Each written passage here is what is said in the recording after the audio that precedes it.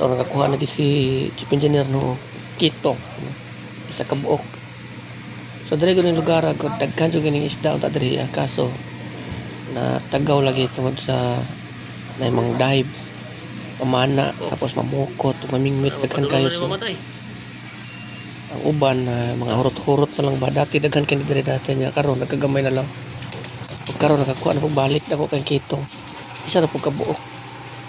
So ang kalamihan ni Sudano no siya para sa baw. Ini sa pagsabaw. Mo na siya ako kayo kitong.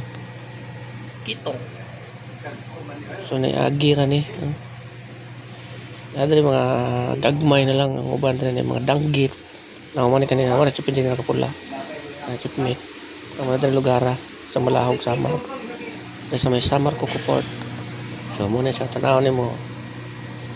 Oh. Ait kay mga kuha no.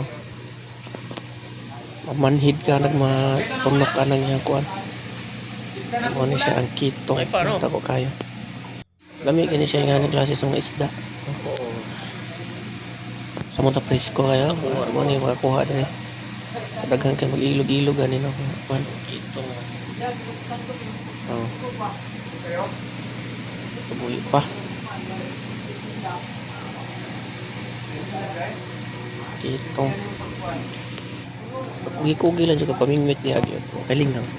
Sa muta dito sa Subic. Na dito sa may Pitambo. Dito sa Pitambo na nagamay sa may shipyard ka dito. Ug dito sa may Dapitan, pero mga kwan sa Dapitan. Matang Baka ug dito sa may San Andres Quezon.